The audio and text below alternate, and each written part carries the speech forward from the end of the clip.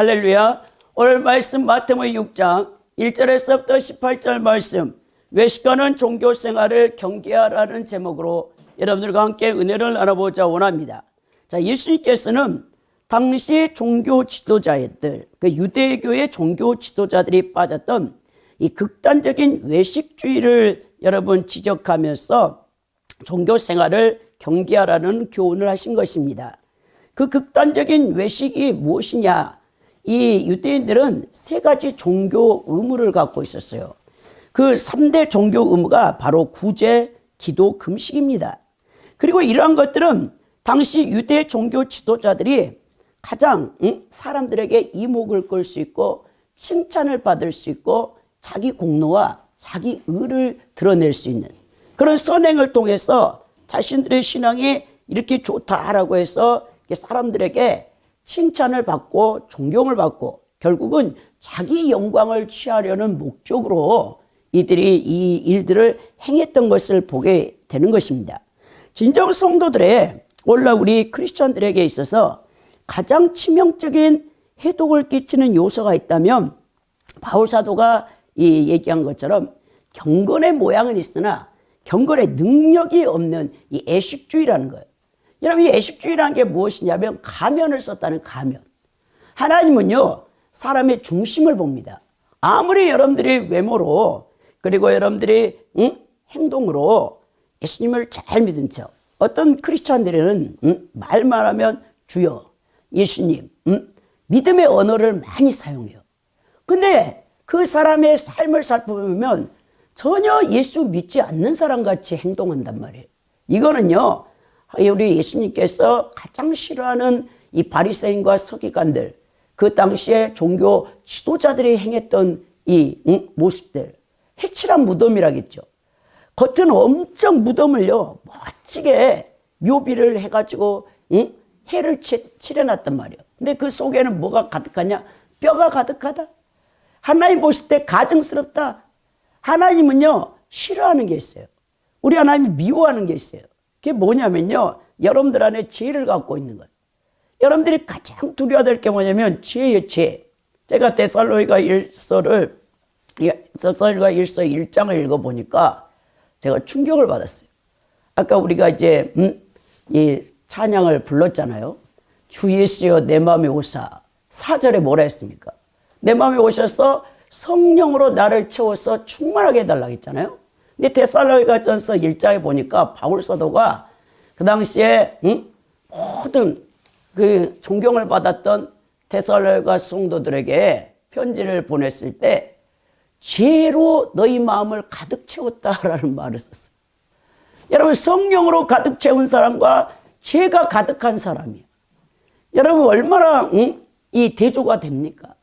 여러분들이요, 신앙생활을 할 때 가장 두려워야 것이 뭐냐면 여전히 우리는 구원받고 내 안에 성령을 모시고 있는데도 죄를 지어요.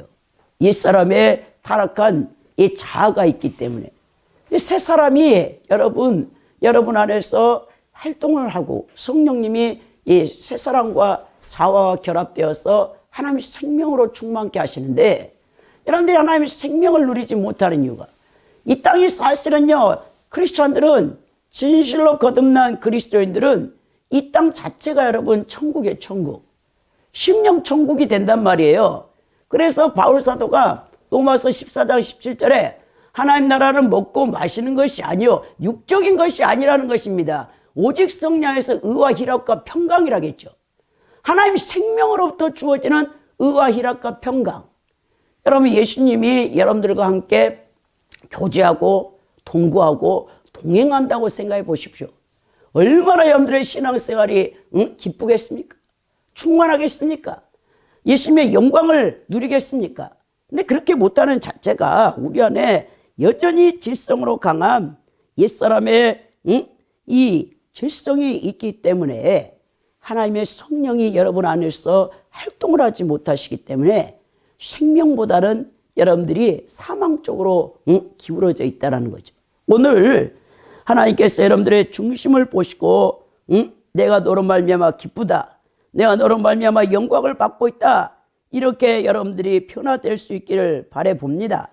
여러분, 오늘 이 선행의 동기가 바르지 못하고 자기 영광을 추구하는 목적으로 이 행하는 모든 종교 행위는 오히려 하나님 앞에 심판의 대상이 된다는 거예요. 이 성도들의 신앙생활과 선행이 오직 하나님께 영광을 돌리기 위한 것이어야 되며 그 외에 불순한 동기, 목적이 있다면 그것은 모든 것이 하나님 앞에 헛되고 무가치하다는 것을 오늘 교훈해 주죠. 그리고 한편 9절에서부터 13절은 우리 모든 크리스찬들의 기도의 모델이 되시는 여러분 주기도문을 예수님께서 우리에게 가르쳐 주는 거예요. 예수님께서는 참된 기도의 대상, 하늘에 계신 우리 아버지, 그 내용이 무엇이냐?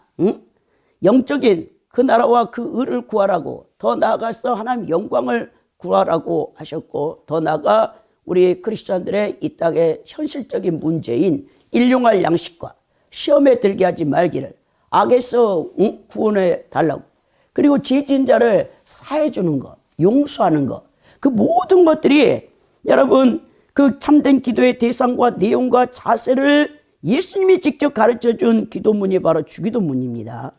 여러분 더 나아가서 이 성도들의 삶에서 반드시 하나님의 나라와 의가 우선적으로 추구하되 현실적인 문제를 위해서도 하나님께서 구해야 될 것을 우리에게 가르치고 있다는 거예요. 저는 오늘 세 대지로 여러분들과 말씀을 은혜를 나눠보자 하는데, 첫째, 구제할 때 나팔을 불지 말라. 1절에서부터 4절입니다. 둘째는 기도할 때 은밀하게 하라. 5절에서부터 15절입니다. 셋째는 금식할 때 사람에게 드러내지 말라. 16절에서 18절 말씀이에요. 유대 종교자들이 빠졌던 애식주의의 이 3대 의무인, 종교 의무인 구제와 기도와 금식이 오늘날 우리 그리스도인들에게 동일하게 외식할 수 있는, 그리고 이 종교 생활로, 신앙생활이 아니에요. 종교 생활에 여러분 구원받지 못합니다. 경계하라고 분명히 말씀하고 있다는 거예요. 먼저 그 첫 번째 내용으로 구제할 때 나팔을 불지 말라고 하거든요. 오늘 1절에 보니까 사람에게 보이려고 그들 앞에서 너희 의를 행하지 않도록 주의하라. 그리하지 아니하면 하늘에 계신 너희 아버지께 상을 받지 못하느니라 라고 말하죠. 여러분 유대인들의 고질적인 병폐 가운데 하나가 오늘 이 외식하는 거, 위선이라고 예수님이 경계의 말씀을 여기서 말씀하셨잖아요. BC 586년에 남유다가 바벨론에 의해서 멸망을 당합니다. 그리고 70년 동안 포로로 있었죠. 그 상황에서 유대인의 전통과 전례를 고수하려는 강한 민족주의적 배경하에서 생성 발전한 유대교는요, 구약 성경의 내용을 왜곡하여 지나친 형식주의로 이제 치달았습니다. 따라서 그들의 종교적 행태 가운데 굉장히 위선적인 요소가 많습니다. 예수님께서는 그들의 구약 율법을 빌미로 저지르는 대표적인 위선 세 가지, 바로 구제, 기도, 금식에 있어서 그 근본 본질이 무엇이냐를 오늘 가르쳐주고 있는데요. 먼저 구제할 때 사람에게 보이려 하지 말라는 겁니다. 여러분 순전히 사람에게 보이려는 목적으로 의를 행하는 위선에 대한 경계의 말씀인데요. 이것이 어떻게 되냐? 그 선행을 통해서 자기 의가 된다는, 자기 의. 그래서 자기 의를 행하지 않도록 주의하라는 것입니다. 이는 마치 걸음걸이에 서툰 어린아이의 뒤를 따라가면서 세심한 주의를 기울이는 어머니의 사랑이 담긴 매우 정겨운 표현을 주께서 말씀하셨는데요. 자, 예수님께서는 현실 속에 범하기 쉬운 죄를 지적하면서 이를 벗어날 수 있는 이제 그 내용을 얘기하고 있다는 거예요. 여러분 굉장히 구제를 많이 하는 사람 치고요, 자기의가 강하지 않는 사람이 없어요. 제가 아는 어떤 권사님은 있어요. 이 권사님은 이 개척교회에다가 자신의 그 11조를 다 나눠서 보내. 근데 이 권사님은 굉장히 자기의가 강해. 사람들 앞에서 내가 개척교회 어느 교회를 돕고 어느 교회를 돕고 10교회를 도와 11조를 100만 원을 10만 원으로 쪼개가지고 다 도우면서 그 또 교회 개척교회 담임 목사를 자주 우지해. 그래가지고 전화해가지고 요즘 교회가 어떻습니까? 전화해가지고 사사건건 간섭을 해. 그래가지고 조금 마음에 안 들다 그러면 이제 그 다른 그 교회에다가 돈을 안 보내. 이런 식으로 하는 사람이 얼마나 많은지 아닙니까? 여러분, 오히려 그런 사람은요, 저주를 받아요. 제가 아는 오늘의 교회에 집사님이었던 피아노 원장님이 있었어요. 근데 이제 여동생이 있고 남동생이 있어요. 그분이 장년대 어머니가 사업가예요. 기질이 엄청 강하셨어요. 이 개척교회를 하나 세운 겁니다. 어머니가 돈을 다 대가지고, 사업가 어머니가. 그리고 교회 피아노 모든 성물을 다 그 어머니가 헌신한 거예요. 근데 이 어머니가 결정적인 실수가 뭐냐면 담임 목사를 자주우지해. 개척교회에서 여러분 물질이 없잖아요. 그러니까 헌금을 많이 하면서 목사님 이렇게 하십시오, 저렇게 하십시오, 별걸 다 간섭하다가 결국 하나님께서 그 어머니를 치셨어요. 친정 어머니 얘기입니다. 권사님이셨는데 그래가지고 어머니가 반신불수가 되셨어요. 그리고 이 집사님의 남동생과 여동생이 저주를 받았어요. 야, 그 얘기를 들으니까 무섭더라고요. 여러분, 그래서 우리가 정말 항상 구제나 어떤 헌금을 할 때 조심해야 돼. 아, 내가 이렇게 하니까 막 자기 의를 내세우고, 이거 하나님 앞에 여러분 전혀 연락이 안 되는 것입니다. 2절에 보면 그러므로 구제할 때 외식하는 자가 사람에게서 영광을 받으려고 해당과 거리에 사는 것 같이 너희 앞에 나팔을 불지 말라. 진실로 너에게 이르노니 그들은 자기 상을 이미 받았느니라. 여러분, 자기가 사람들 앞에서 야, 나는 이렇게 누구를 돕고 누구를 돕습니다 하고 자기가 나팔을 불어. 왜 나팔을 불까요? 사람들이 야, 대단하다, 당신 너무 신앙 좋다, 믿음 좋다 칭찬받고 자기가 하나님이 받아야 될 영광을 자기가 가로채고 있는 거예요. 이건 사탄이 하는 짓을 하고 있는 것입니다. 그래서 우리 하나님께서 여기서 우리는 만약 구제를 한다면, 그래 우리가 이제 if가 붙어 있어서 야, 가정법인가? 야, 구제를 안 해도 되는가? 이렇게 생각하는데 그 원문은 아니에요.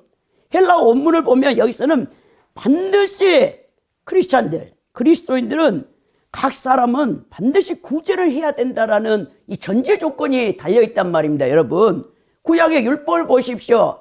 가난한 자들을 위해서 절대 여러분 추수할 때 모퉁이에 이삭을 추수하지 말라고 하잖아요. 그들은 나그네와 과부와 고아들의 것이라 라고 했어요. 그만큼 여러분 구제가 얼마나 여러분 우리 하나님께서 이웃사랑에 정말 여러분 최선의 그 모습인가를 우리에게 말씀하고 있거든요. 그런데 여러분, 우리는 구제를 잘 안 해. 현대 크리스찬들이 뭐 구제합니까? 사실 기부도 잘 안 해. 사실 자기 먹고 살 것도 없다고 해서 여러분 다른 사람이 고통을 받든 어쩌든 전혀 관심이 없어요. 이 자체가 벌써 여러분 잘못된 신앙생활이란 말입니다. 그러니까 예수님께서 사역하신 당시에 이 유대 교인들이 이런 외식을 했어요. 우리 예수님께서 외식하지 말라라고 하는 이 복음서에서 이 외식하다라는 것이 20번이 나와요. 이 헬라어 단어가 히포크리테스인데요. 예수님만이 이 단어를 사용했어요. 복음서에서. 여러분, 예수님께서 특히 마태복음 23장에는 화 있을진저 외식하는 서기관과 바리새인들이라는 문법에서 6번이나 이 단어에 대해서 집중하셔서 외식하는 자의 끓어오르는 분노를 드러내고 있는 것을 보게 됩니다. 또한 23장의 기록을 잘 보이듯이 외식은 당시 유대계 지도자였던 서기관들과 바리새인들의 자기 의로 행해졌던 것을 볼 수 있다는 거예요. 근데 구제할 때 우리 주님께서 어떠한 자세라고 오늘 말씀하시냐?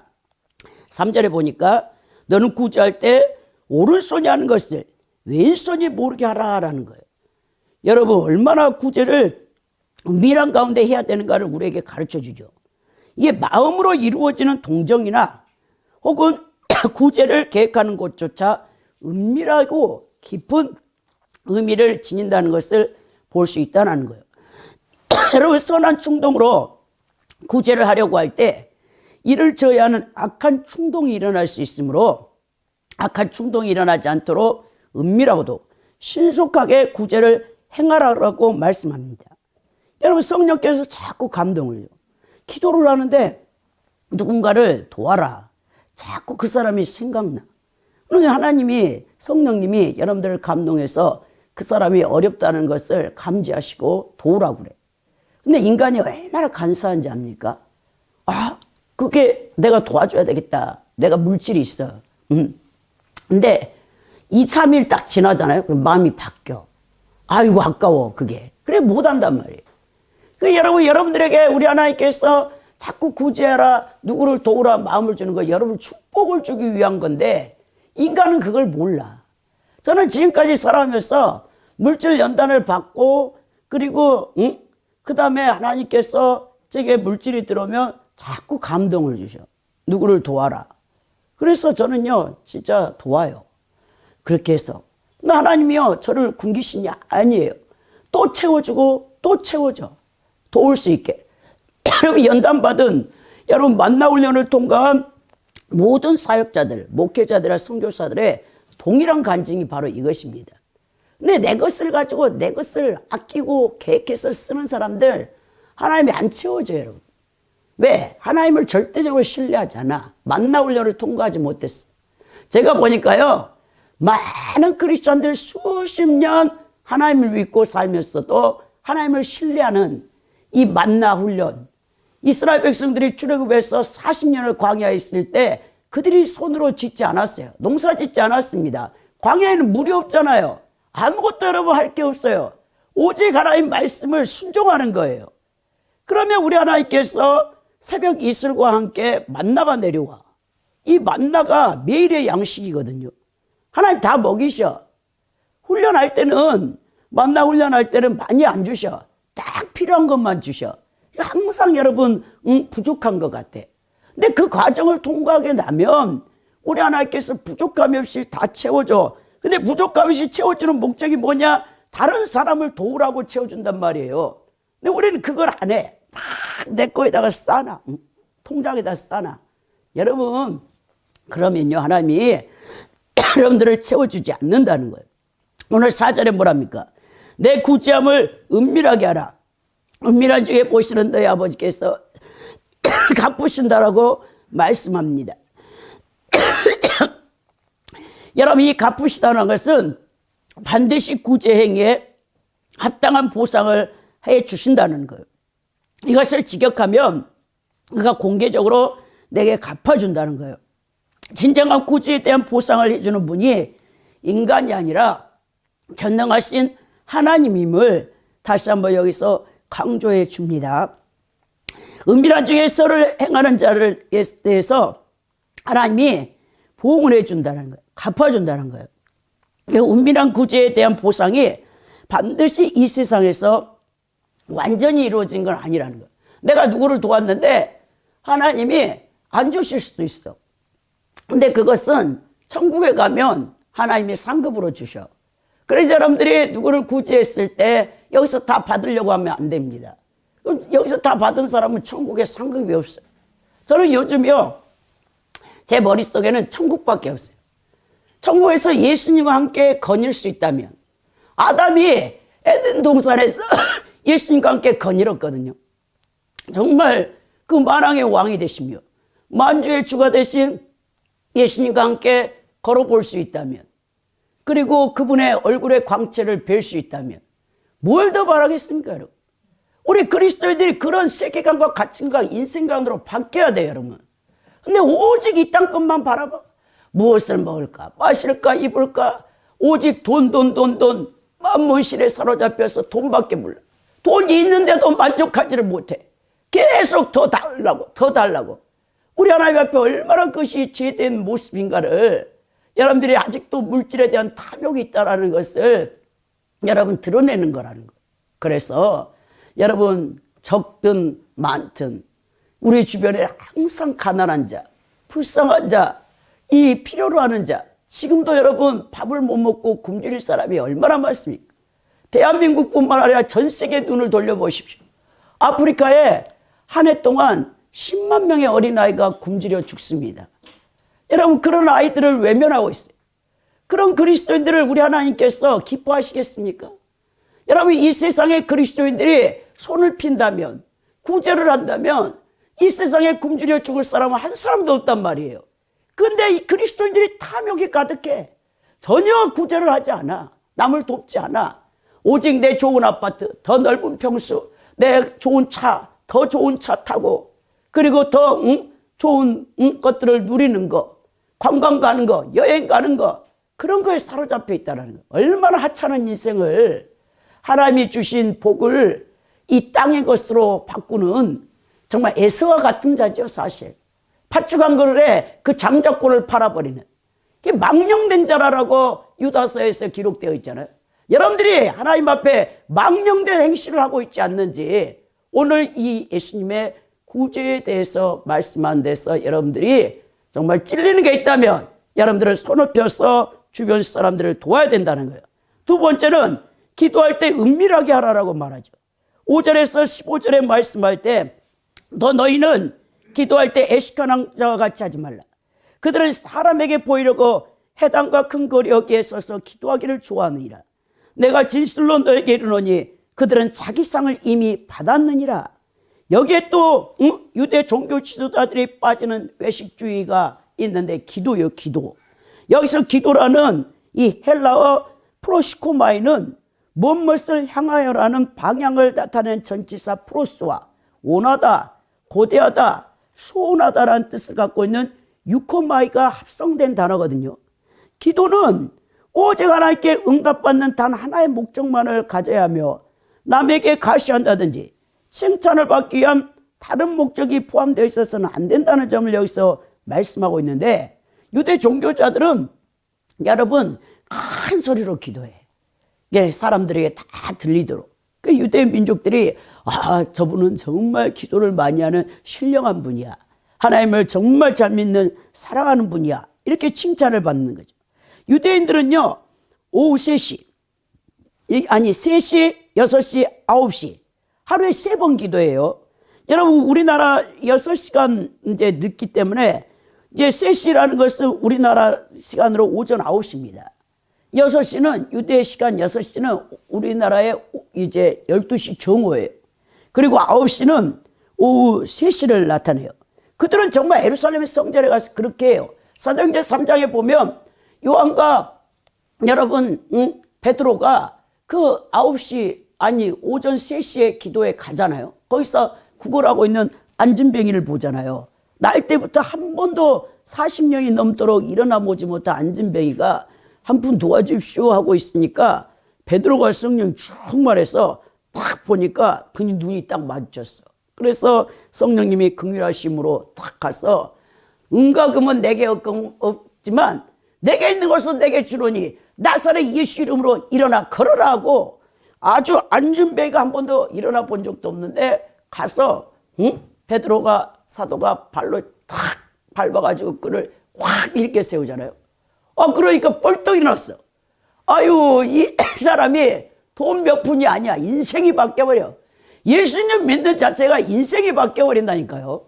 그래, 안진뱅이가 너무나 기뻐. 여러분, 예루살렘 성전에는 이 다리 없는 자, 손 없는 자, 시각장애인, 장애인들은 들어갈 수가 없어요, 여러분. 부정하기 때문에. 근데 여러분, 이 안진뱅이가 벌떡 일어나서 가장 먼저 뭐하러 갑니까? 하나님을 예배하러 달려 들어가죠. 매일 40년 동안 거기서 구걸하고 앉아있어. 성전 미문에서. 한 번도 하나님을 예배하지 못해.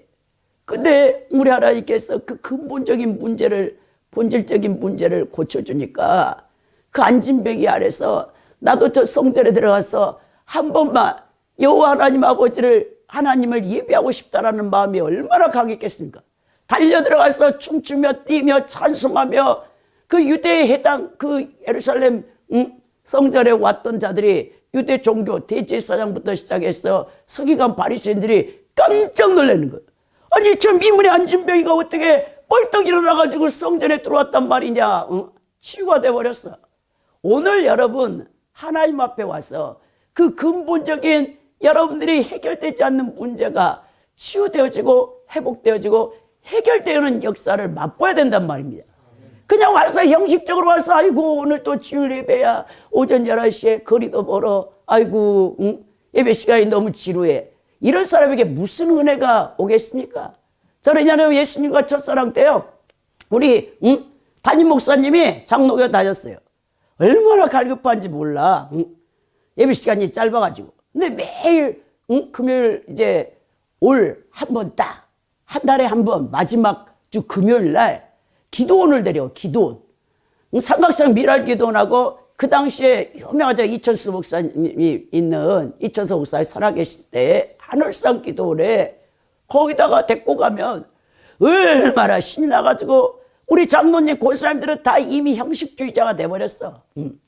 그래가지고 딱 목사님 말씀 끝나면 그 다음에 가려고 짐을 다 챙겨갖고 기다리는데 저는 거기서 완전히 성령님이 사로잡아가지고 제가 그때 방언을 못 받았거든요.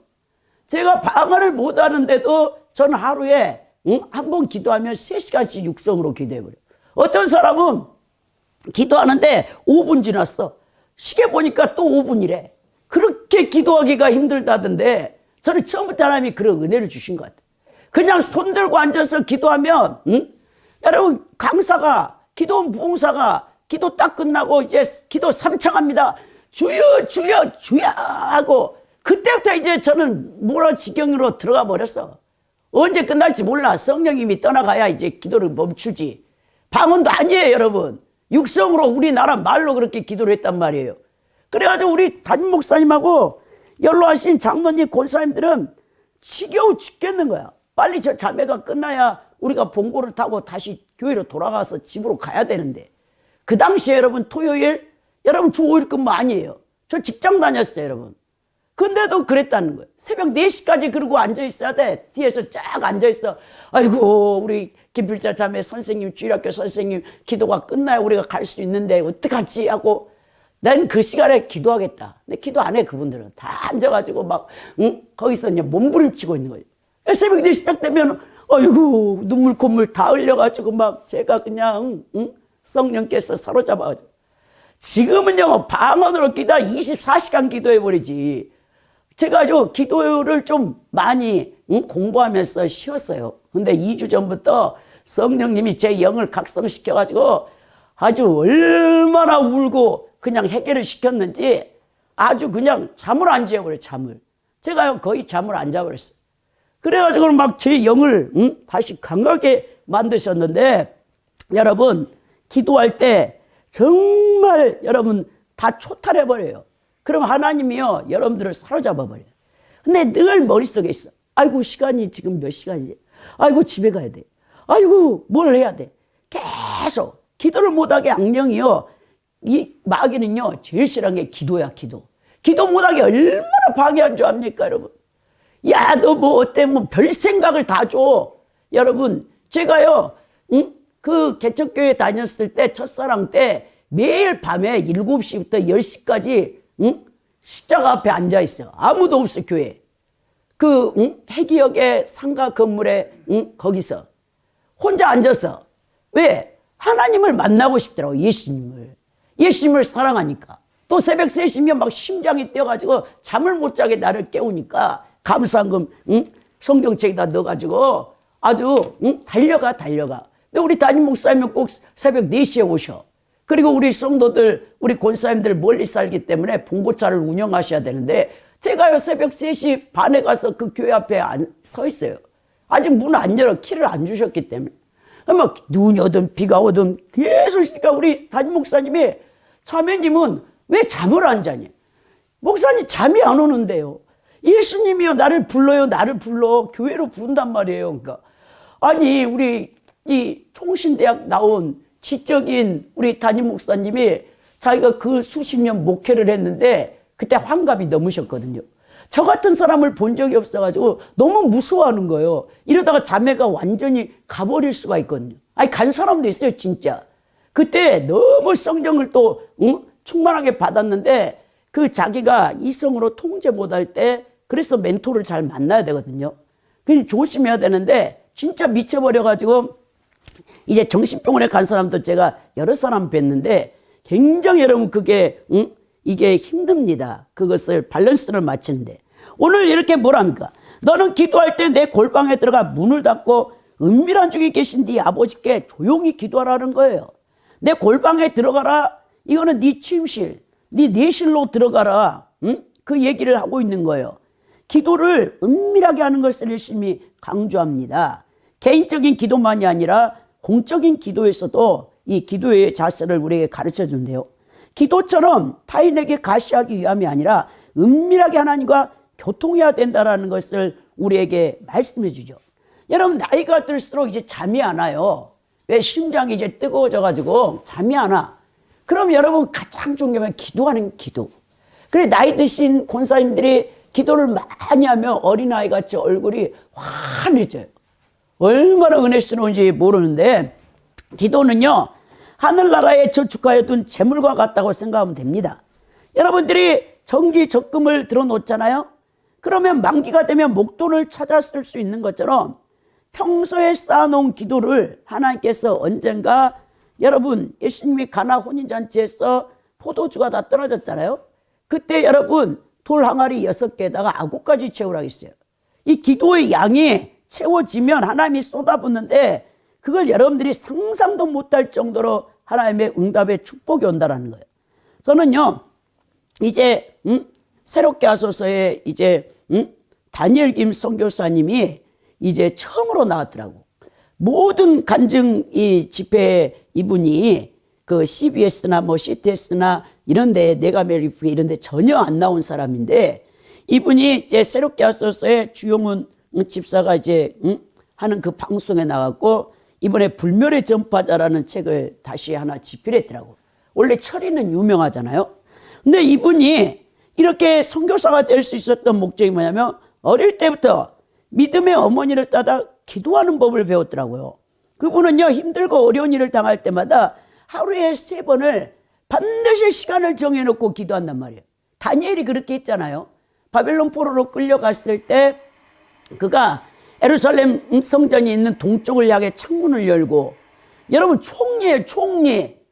다니엘이 뭐합니까? 그 직분이 그 거대한 제국, 바벨론 제국의 느부갓네살 왕의 총리가 3명이나 있는데, 그 스위스 수석 총리인데, 그렇게 업무가 바쁜데도 다니엘이 90평생 동안 결혼하지 않고 그 바벨론 땅에서 정치인으로 살았는데, 그 바쁜 가운데도 하루에 3번은 반드시 여호와 하나님 앞에 기도한 사람이란 말이에요.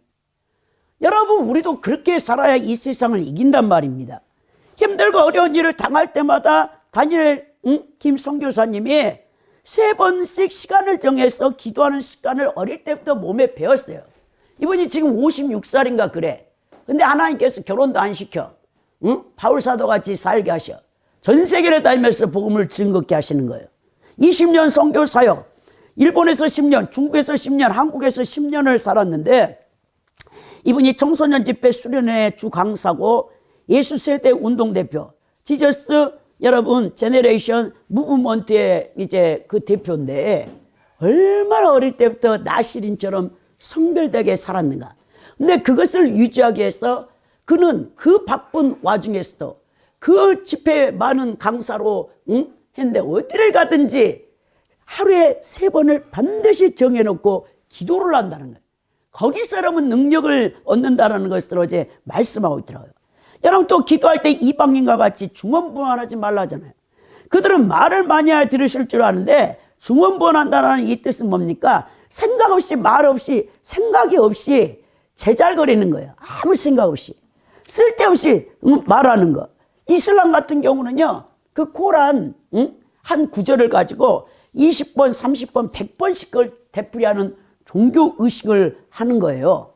여러분, 동방정교회에서 이 동방교회 수도사들이 이 헤즈카즘 기도라고 해가지고 의자에 편안하게 앉아가지고 자기 배꼽 밑을 바라봐.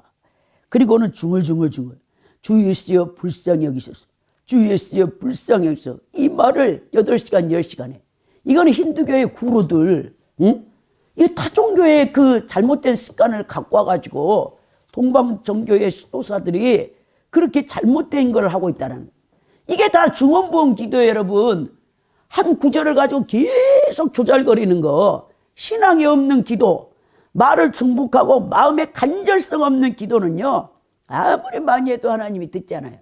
갈멜산에서 여러분 발가세라 선지자와 대결을 했잖아요.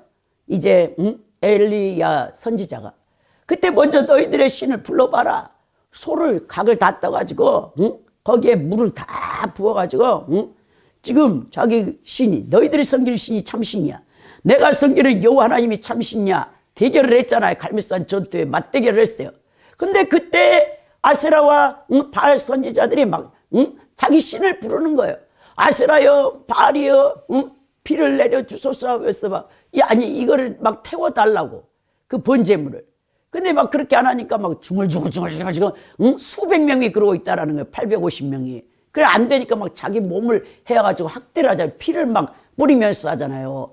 그게 여러분 중언부언 기도예요. 하나님이 그런 걸 너무 싫어한단 말입니다. 여러분, 성도 가운데서 하나님 뜻과 전혀 상관없이 자신의 욕심을 채우기 위해 기도하는 자들이 너무 많아요.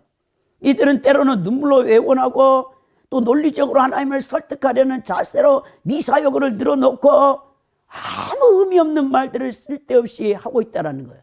이런 기도는 하나님이 듣지 않습니다. 8절에 뭐라냐? 그러므로 그들을 본받지 말라. 구하기 전에 너에게 있어야 할 것이 하나님 너희 아버지께서 아신다라는 거예요. 하나님 이미 알고 있단 말입니다. 여러분, 기도가 하나님 뜻에 합당한 진실된 기도를 해야 하나님이 그걸 들어준다라는 거예요. 그리고 9절에 우리 예수님께서 그 외식하는 종교 유대 지도자들이 잘못하고 있는, 중언부언하고 있는 사람에게 보이려고 하는 잘못된 기도 형태를 잡으시면서 참된 기도가 무엇인가를 오늘 9절에서부터 13절에 주기도문을 통해서 가르쳐 줍니다. 9절에 뭐랍니까? 그러므로 너희는 이렇게 기도하라. 하늘에 계신 우리 아버지의 이름이 거룩히 여김을 받으시오며 라고 말하죠. 진정한 기도의 모범을 가르쳐 주고 있는 것입니다. 바로 기도는요, 하늘에 계신 아버지의 이름이 거룩함을 받을 수 있는 기도를 해야 된다는 겁니다. 여러분, 이 말은 무엇이냐? 항상 하나님과 교제하는 기도의 삶을 살아가라는 거예요. 하늘에 계신 우리 아버지, 파테르. 여러분, 어떤 목사님은 그러더라고요. 이제 유복자로 태어났어. 아버지를 한 번도 아버지라는 단어를 불러보지 못했어. 어머니가 길렀기 때문에. 오늘 말하면 오늘날에 혼자 어머니가 기르는 아이죠. 근데 이분이 예수님을 좀 늦은 나이에 믿었어. 근데 이 사람이 신학교에 가가지고 큰 교회 목사를 하시다가 이제 소천하셨는데, 삼각산에 올라가서 이분은 밤새 아무 기도도 안 해. 아버지만 불러. 아버지, 아버지. 왜? 사상이 계층에 홀 어머니가 길렀고 아버지란 단어를 누구에게 여러분 할 수 있겠습니까? 근데 하나님이 우리 아버지래. 그러니까 이 목사님은 아버지만 부르는데도 하나님이 오냐 내 사랑하는 아들 하니까 거기에 순종을 해가지고 인천에 어마어마한 우리 순복음의 목사님입니다. 목사님이셨어요. 순복음교회 목사님이셨어요. 그 정도로 여러분 하나님이 크게 썼어요. 성도가 1만 명이 넘는 교회를 하셨는데, 여러분들 기도 안 되잖아요. 아버지 부르세요. 아버지. 주여 부르세요. 주여. 다니엘 선교사님이 힘들 때마다 주여만 부른대. 주여만. 무슨 말이 필요합니까? 기도 못한다는 엉뚱한 소리 하지 말고 우리 아버지, 하나님 아버지 주여만 불러도 하나님이 듣고 여러분은 기쁨으로 응답하신다는 거예요. 그분이 어떠시냐? 이름이 거룩히 여김을 받는다는 겁니다. 거룩히 여김을 받다는 건 뭡니까? 다른 것과 구별되다라는 거예요. 하나님의 속성이 뭡니까? 거룩이에요. 죄는 절대 하나님 가까이 갈 수가 없어요. 자, 오늘 하나님의 이름을 거룩하게 하고 영광을 드러내는 진정한 주체는 바로 하나님 자신, 당신 자신이죠. 자, 그 다음 하나님 이름의 영광을 위해서 구할 뿐만 아니라 두 번째는 나라가 임하시며 뜻이 하늘에서 이루어진 것 같이 땅에서도 이루어지리라. 자, 여러분, 여기서 바실리아 왕국이라는 것은 어떤 장소적인 이 다스림이 아니고 통치. 왕의 통치나 왕의 권위 그 자체를 말하고 있습니다. 그러니까 하나님이 통치하실 수 있는 이 신령한 왕국. 물론 여러분, 천국은 그리스도의 나라, 메시아의 나라, 하나님 아들의 나라, 예수님이 왕으로 통치한 나라잖아요. 근데 이 땅에서도 예수님이 통치할 수 있도록 우리 믿는 그리스도인들이 여러분 그 공의와 정의를 실현해서 그 영적인 하나님 나라를 확장해 가기를 원하신다는 것을 우리에게 가르쳐 주죠. 이 뜻이 하늘에서 이룬 것 같이 이 땅에서 이루어지기를 원하이다. 하나님이 다스리는 그 하늘나라는 하나님의 완전한 공의, 정의가 실현된 나라죠. 하나님 공의와 정의가 실현되면 그 특징이 뭐냐? 평화예요, 평화. 그래서 이사야 9장 6절에 한 어린아이가 이제 평강의 왕이라 영존하신 아버지라라고 이사야가 메시아에 대해서 정의하고 있는 것을 보게 되는데, 공의와 정의가 이루어지면 어느 나라든지 여러분 평화가 와요. 전쟁이 그치고 분열이 갈등이 다 끝이 나죠. 평강의 왕이신 예수님이 다스리기 때문에. 하늘에서 이룬 같이 땅에서 이루어지라라고 말하고 있습니다. 오늘 세 가지 기원, 하나님과 관련돼서 예수님이 가르쳐 준 것은 하늘에서 이룬 같이 땅에서도 이름이 거룩히 여김을 받으시고, 하늘에서 이룬 같이 땅에서도 나라가 임하오시고, 하늘에서 이룬 같이 땅에서도 뜻이 이루어질 것을 우리에게 기도하라고 얘기하셨다는 거죠. 그리고 하반절에 주기도문에서 중요한 건 뭡니까? 먼저는 하나님의 영광, 나라, 의를 구하라 했으면 이제 11절에서부터 13절까지는 우리 성도들의 필요, 현실적인 문제를 구하라는 거예요. 오늘 우리에게 일용할 양식을 달라라고 기도하라고 11절에 말씀하고 있죠. 더 나아가서 우리의 모든 죄를 사해달라고 하죠. 더 나아가 시험에 들게 하지 말라고 하죠. 악에서 구해달라고 합니다. 왜냐? 이 땅은 아직 하나님께서 완전히 통치할 수 없어요. 이 세상의 임금은 마귀야. 마귀가 이 세상에 하나님 섭리와 주권에서 활동하도록 풀어놓으셨어. 왜냐? 거기는 하나님 목적이 있죠. 여러분, 선별과 연단이죠. 이 많은 사람 중에서 의인과 악인, 구원받을 자와 구원받지 못할 자를 선별하기 위해서, 그 다음에 선별되어져서 이제 하나님의 백성이 된 자들을 연단시키기 위해. 근데 그 시험을 주고 악이 통치하고 있는 이 땅에서 우리를 훈련하시고 단련하신단 말이에요. 그러니까 여러분, 사탄은 항상 여러분 주변에 있어. 그래서 여러분들을 미혹해, 유혹한단 말입니다. 그러면서 우리에게 그것을 가르쳐 주는 거죠. 근데 우리 주님께서 중요한 건 뭡니까? 너희들이 용서하는 자가 되라. 용서하는 자가. 12절에 보니까 우리가 우리에게 죄진 자를 사준 것 같이 우리 죄를 사하여 주옵소서라고 했어요.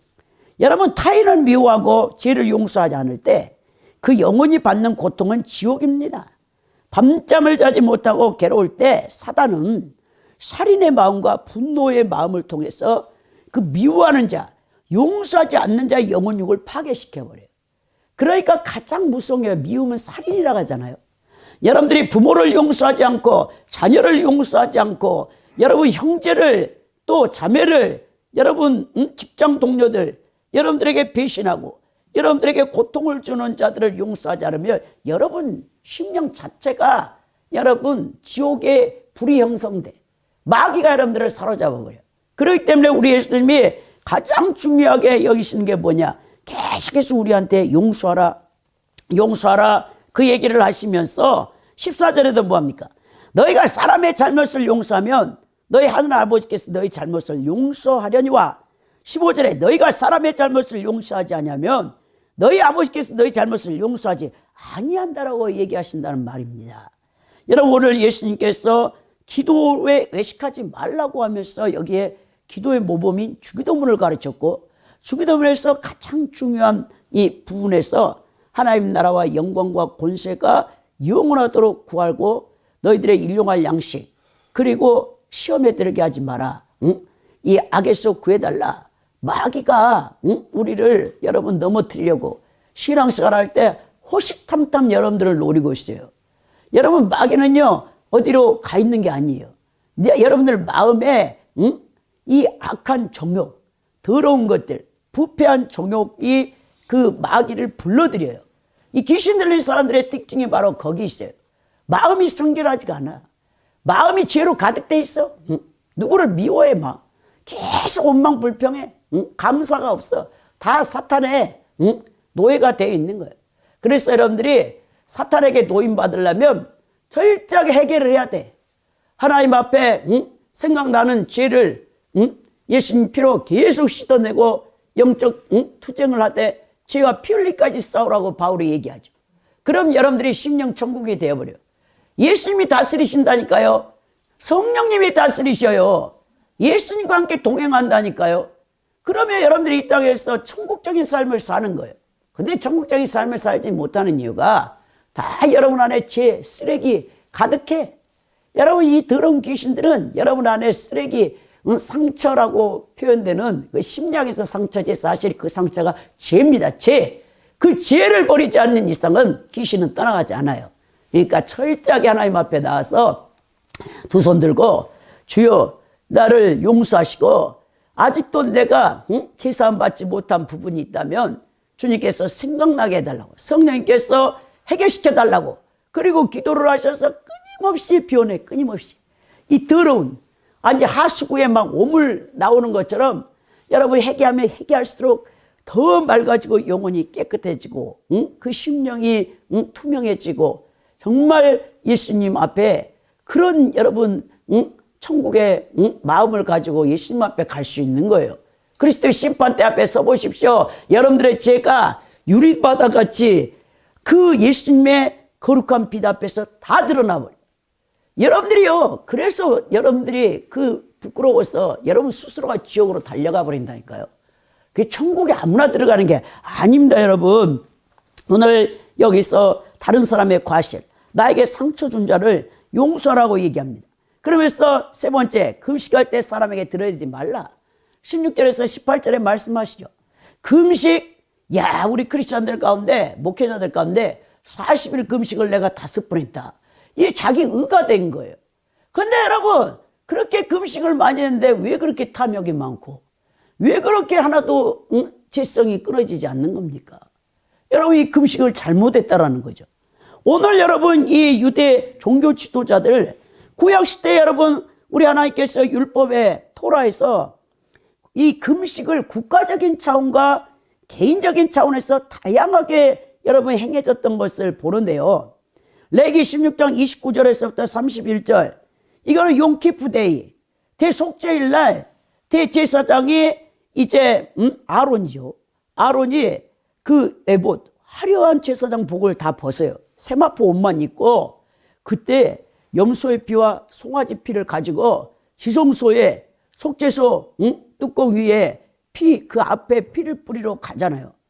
이 이스라엘 백성들이 매년 7월 11일 용키프데이의 대속죄일 날은 여러분 이 이스라엘 민족 전체의 죄를 사함받는 날이잖아요. 그러니까 제사장이 그전부터 금식하고, 또 이제 대제사장이 피를 갖고 들어갈 때 밖에 있는 모든 이스라엘 백성들은 금식하고 있어야 돼. 배옷을 입고 흰옷을 입고. 국가적인 금식을 명하셨습니다. 또 23절 26절에서부터 32절에도 내게, 또 민수기 29장 7절에도 이 신앙의 정립을 바로 세우기 위해서 금식을 명할 때가 있었고, 이 금식의 의미, 참 의미는 뭐냐? 하나님 앞에 죄를 회개하며 자기 자신을 부인하는 거예요, 여러분. 그게 자기 의가 될 수 없는 겁니다. 그러나 이스라엘 백성들은 이러한 금식의 진정한 의의를 망각했어요. 금식을 하나의 종교의식으로 전락시킴으로써 선지자들로부터 호된 비난을 받기도 했죠. 자, 예수님 당시에 바리새인들은 일주일에 반드시 2번 금식을 해요. 월요일하고 금요일날. 정기적으로 2번. 그러나 외식한 자들은 금식의 진정한 의미인 자기 부인을 하기는커녕 오히려 얼굴에 슬픈 기색을 내고 얼굴을 흉하게 하여 사람들로 하여금 자신이 금식함을 알게 했고, 아, 내가 이런 사람이야, 자기를 나타내 보이는 짓을 한 거죠. 이는 자기의 종교적 열심과 율법을 지킨다라는 것을 자랑 삼아 사람들에게 칭송받기 위해서 금식을 했던 것을 보게 됩니다. 그때 예수님이 뭐랍니까? 17절에 너는 금식할 때 머리에 기름을 바르고 얼굴을 씻으라는 거예요. 몸단장을 다 해서 금식하는 표시를 아예 내지 마라. 인간은 금식에서조차도 자신의 종교적 열의를 인정받으려는 마음의 유혹을 받기가 쉽습니다. 몸단장을 통해서 그러한 유혹을 미리 방지하는 게 현명하다라고 예수님이 얘기하는 은밀한 가운데라는 거예요. 사람들에게 과시하지 말고. 그러면서 18절에 뭐랍니까? 이는 금식한 자로 사람에게 보이지 않고 오직 은밀한 중에 계신데 아버지께 보이려 함이라. 은밀한 중에 보시는데 아버지께서 갚으신다. 금식도 여러분 하나님이 상으로 준다는 거예요. 여러분, 기도나 구제나 금식이 사실은요, 이것을 바르게 하면요, 하나님 앞에 다 상을 받는 건데, 이거를 외식하는 자처럼 종교 행위로 해서 다른 사람들에게 칭송과 영광을 받고 자기를 과시하려고 하는 것은 저주를 받는 거예요. 이만큼 여러분 무서운 겁니다. 사실 저는요, 나는 왕 바리새입니다. 여러분 브라질 아마존의 허은성 선교사님의 그 간증책을 읽어보면 그분이 어릴 때부터 불행한 가정에서 자랐어요. 그래가지고 남에게 예수님을 23살에 믿고 완전히 종교적 열심이 누구보다 뛰어나 아주 금식을 밥 먹듯이 하셔. 근데 이 금식의 참된 본질을 몰랐다는 거예요. 이게 자기를 나타내는 게 아니고 자기를 죽이는 거예요. 여러분 육을 죽이는 거, 타락한 본성을 죽이는데 최고의 여러분 그 수단이 뭐냐? 금식이에요. 사실 여러분 금식은요, 인간의 힘을 빼고 자기를 죽이는데 굉장히 유익한 겁니다. 그래서 수도사들도 금식을 아주 많이 하는 것을 보게 되는데 또 너무 극단적으로 했던 사람들도 있지만, 여러분 금식을 잘하면 자기 육성이 팍팍팍 죽어. 여러분 금식을 장기간 할 때 제일 힘든 게 1, 2일, 3일까지예요. 인간의 힘을 뺄 때거든요. 3일 딱 지나면 성령님이 금식의 영을 딱 내려버려. 그러면 여러분 너무 편해. 안 먹고 사는 게 이렇게 편하구나를 여러분 체험하게 된다니까. 그때 여러분들이 금식할 때 성경의 말씀을 읽잖아요. 그러면 여러분 육이 죽었잖아. 응? 육의 양식을 끊었기 때문에 물만 생수만 가끔 마시는 거거든요. 금식할 때. 그리고 이렇게 성경을 읽으면 이것이 내 영의 생명의 양식으로 습자지처럼 흡수되어 버려요. 얼마나 강해지면 금식에 가면서 부르짖잖아요. 엄청난 영역을 받게 된단 말이에요. 대부분 금식할 때 그냥 완전히 퍼져가지고 오늘 내일 하는 사람이 있는데 그건 자기 힘으로 하는 거고, 진짜 성령께서 금식의 영을 내리잖아요. 그러면 장기 금식하는데 하나도 안 힘들어요. 그래서 막 40일 금식을 하는 거예요. 예수님도 주야로 40일 금식을 하셨잖아요. 모세도 2번이나 십계명을 받을 때 주야로 금식을 했던 것을 보게 되는데 모세 얼굴이 광채같이 빛났잖아요. 이렇게 됩니다, 여러분. 그러니까 금식은 굉장히 좋은 건데 그 목적이 단지 하나님 앞에 떼쓰는 거, 뭘 달라고 그렇게 하는 금식은 전혀 연락이 안 돼요, 여러분. 자기를 죽이는 거예요. 자기 자아를 부인하는데 금식만큼 좋은 게 없다라는 것을 여러분 기억하시고, 오늘 결론적으로 구제는 다른 사람들에게 자신의 선행을 자랑하기 위한 수단이 아니라 하나님의 구원과 사랑에 보답하기 위한 이웃사랑의 실천 수단이 되어야 됩니다.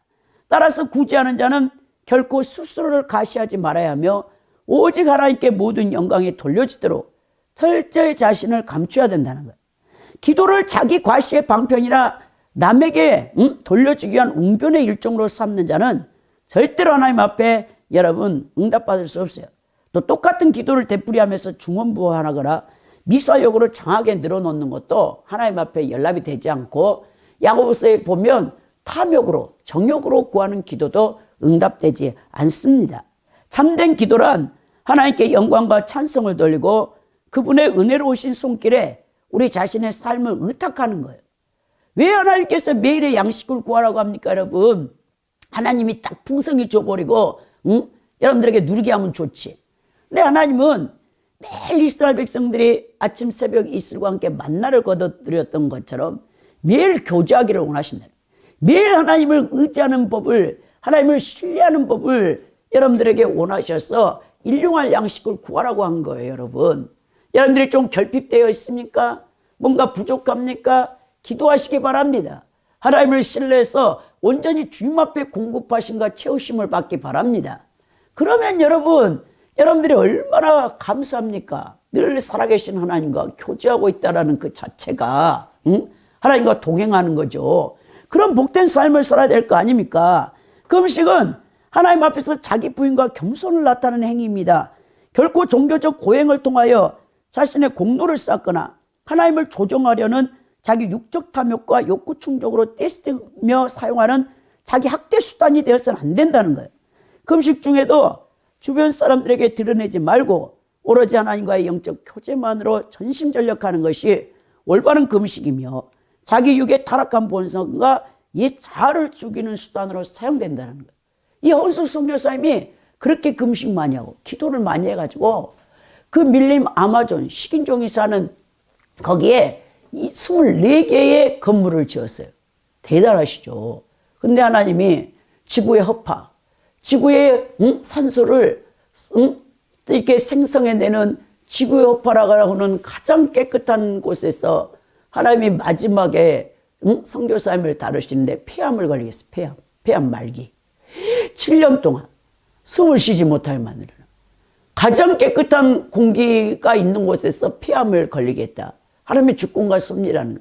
마지막에 이분이 고백하면서 자기 자신을 그 애자아를 죽이는데 자기 자신을 불러서 다 태워달라고 그렇게 고백을 하고 지금 아마존 거기 사역하는 곳에 그 신학교 옆에 묘지에 묻혀 계시거든요. 그 남편 되시는 선교사님이 그 사역을 계속하고 있는데 여러분 정말 하나님 앞에 기이 쓰임받는 종들도 여러분 이 안에 옛사람의 자아가 죽지 않고 부인되지 않는 상태에서 은사와 능력이 나타나면 100% 타락합니다.